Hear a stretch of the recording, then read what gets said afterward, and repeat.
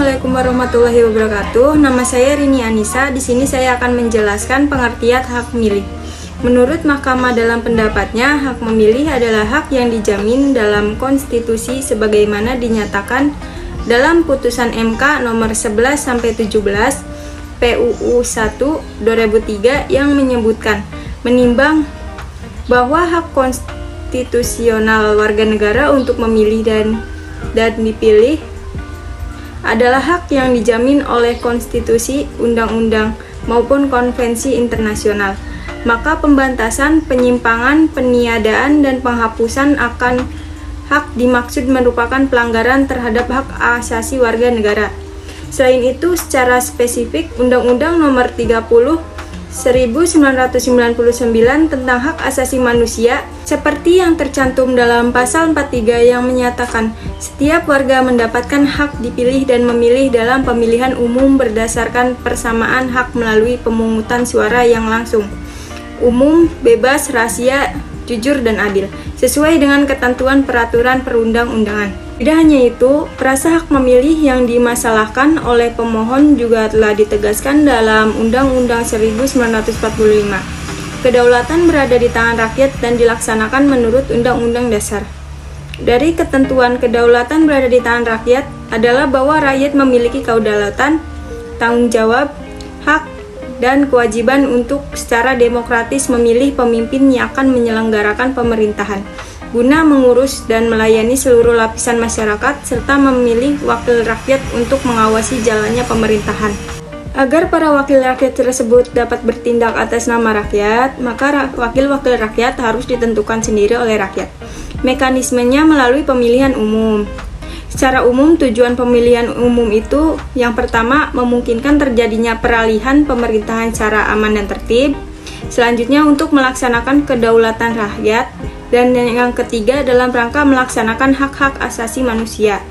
Keikutsertaan warga dalam pemilihan umum merupakan ekspresi dari ikhtiar melaksanakan kedaulatan rakyat serta dalam rangka melaksanakan hak-hak asasi warga negara. Pemilihan umum merupakan kondisi sine qua non bagi suatu negara demokrasi modern, artinya rakyat memilih seseorang untuk mewakilinya dalam rangka keikutsertaan rakyat dalam penyelenggaraan pemerintah negara, sekaligus merupakan suatu rangkaian kegiatan politik untuk menampung kepentingan atau aspirasi masyarakat. Dalam konteks manusia sebagai individu warga negara, maka pemilihan umum berarti proses penyerahan sementara hak politiknya. Hak tersebut adalah hak berdaulat untuk turut serta menjalankan penyelenggaraan negara. Sabila Syifa Nuraini dengan NIM 122000511. Pelaksanaan kedaulatan rakyat tidak dapat dilepaskan dari pemilihan umum karena pemilihan umum merupakan konsekuensi logis dianutnya prinsip kedaulatan rakyat atau demokrasi dalam kehidupan berbangsa dan bernegara.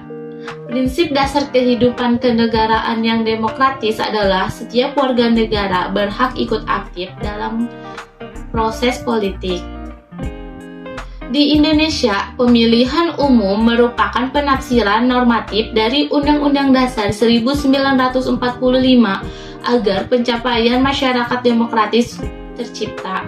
Masyarakat demokratis ini merupakan penafsiran dari pelaksanaan kedaulatan rakyat.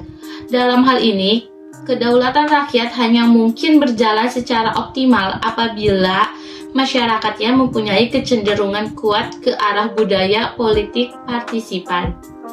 Partisipasi politik merupakan inti dari demokrasi.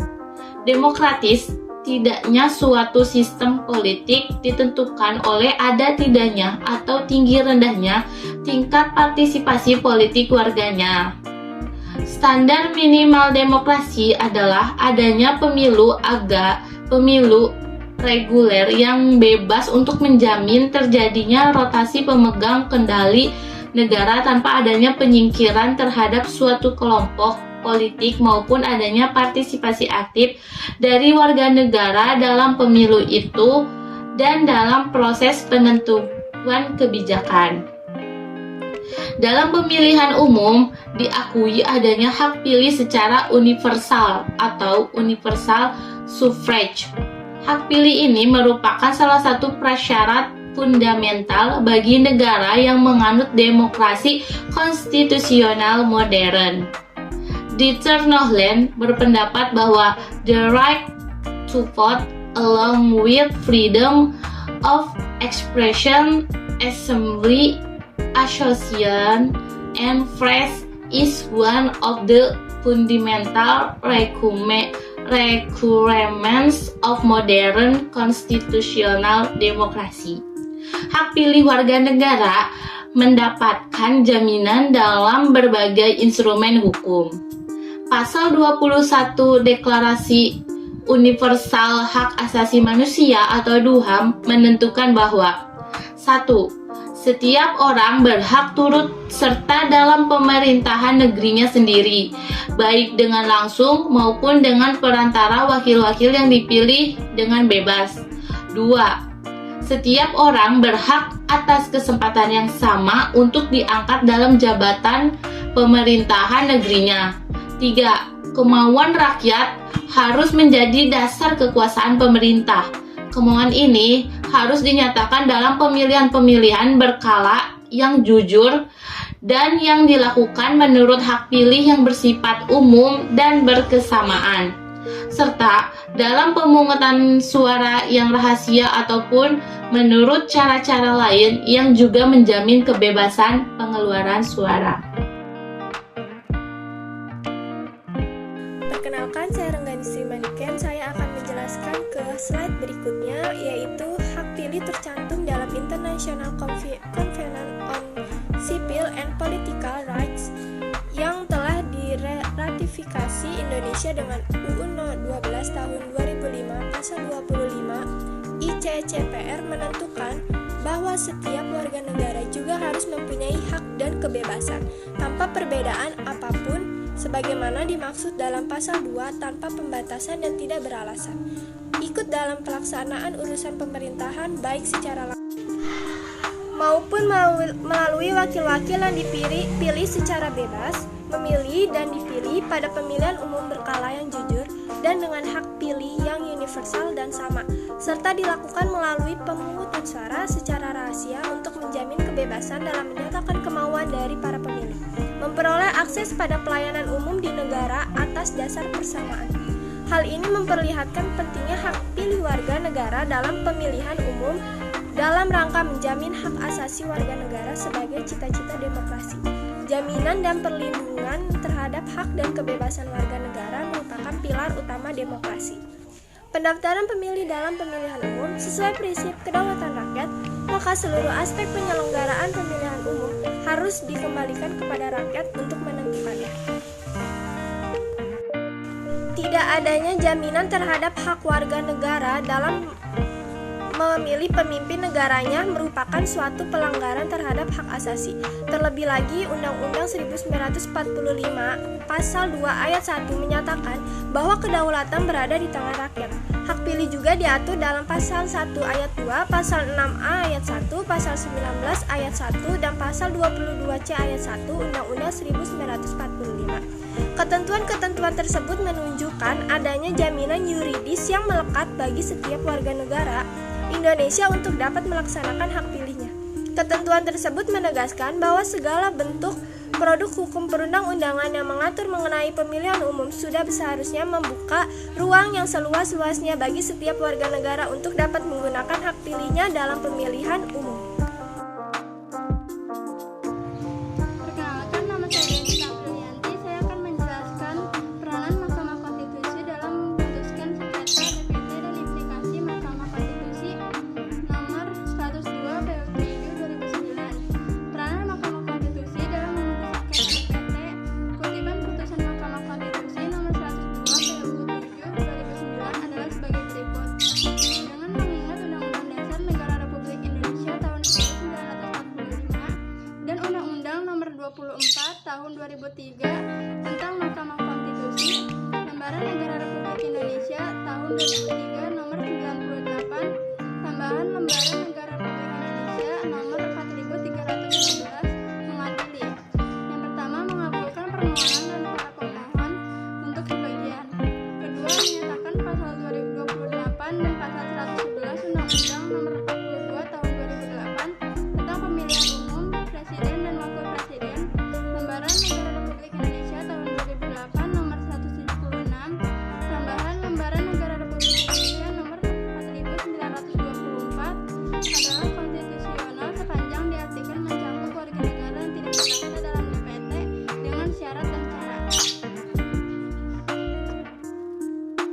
Selanjutnya saya akan menjelaskan syarat dan cara warga negara yang tidak terdaftar dalam DPT.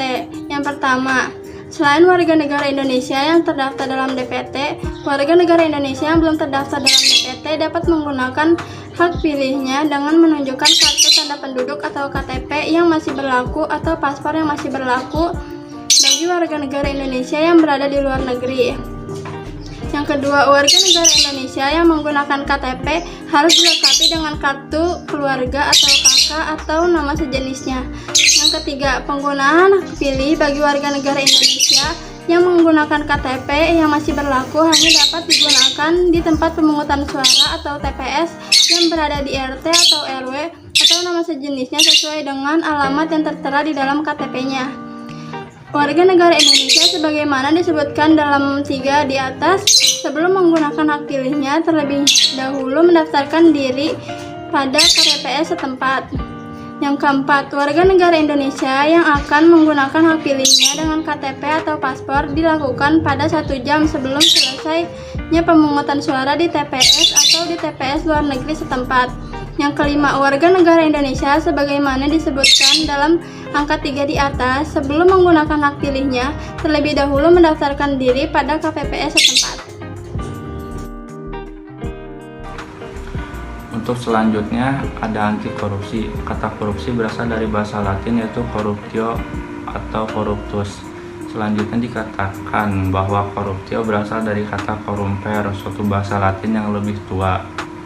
Dari bahasa Latin tersebut kemudian dikenal dengan istilah corruption dari bahasa Inggris dan korupsi dari bahasa Belanda. Arti kata korupsi secara harfiah yaitu kebejatan, ketidakjujuran, kejahatan, tidak bermoral, dan penyimpangan dari kesucian. Dengan demikian, arti kata korupsi adalah sesuatu yang buruk, jahat, dan merusak. Berdasarkan kenyataan tersebut, perbuatan korupsi menyangkut sesuatu yang bersifat amoral, sifat dan keadaan yang busuk, menyangkut jabatan, instansi, atau aparatur pemerintah, penyelewengan kekuasaan dalam jabatan karena pemberian, menyangkut faktor ekonomi dan politik, dari penempatan keluarga atau golongan ke dalam kedinasan di bawah kekuasaan jabatan.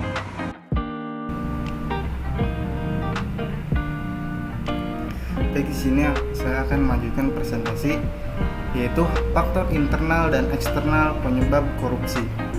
Yang pertama yaitu faktor internal, merupakan faktor pendorong korupsi dari dalam diri yang dapat diperinci menjadi: yang pertama, aspek perilaku individu yang meliputi sifat tamak atau rakus manusia, moral yang kurang sehat, dan gaya hidup yang konsumtif. Yang kedua yaitu aspek sosial. Aspek sosial merupakan perilaku korupsi dapat terjadi karena dorongan keluarga. Kaum behavioris mengatakan bahwa lingkungan keluargalah yang secara kuat memberikan dorongan bagi orang untuk melakukan korupsi dan mengalahkan sifat baik seseorang yang sudah menjadi traits pribadinya. Lingkungan dalam hal ini malah memberikan dorongan dan bukan memberikan hukuman pada orang ketika ia menyalahgunakan kekuasaannya. Kemudian yaitu yang kedua, faktor eksternal.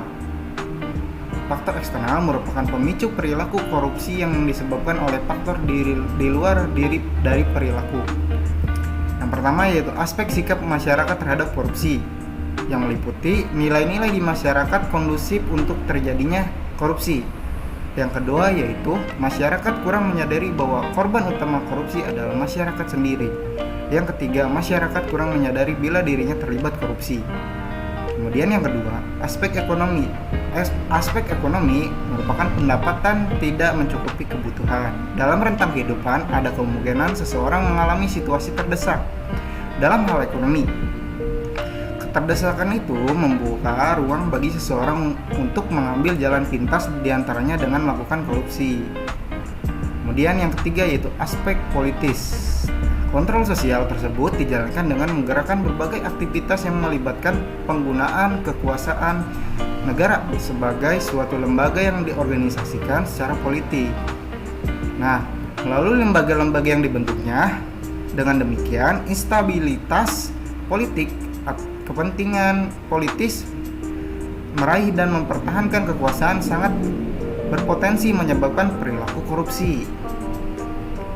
Yang terakhir yaitu aspek organisasi. Yang pertama, kurang adanya sikap keteladanan pimpinan. Yang kedua, tidak adanya kultur organisasi yang benar. Yang ketiga, kurang memadainya sistem akuntabilitas. Yang keempat, yaitu kelemahan sistem atau sistem pengendalian manajemen. Yang kelima, yang terakhir, yaitu lemahnya pengawasan. Sekian presentasi dari kelompok kami.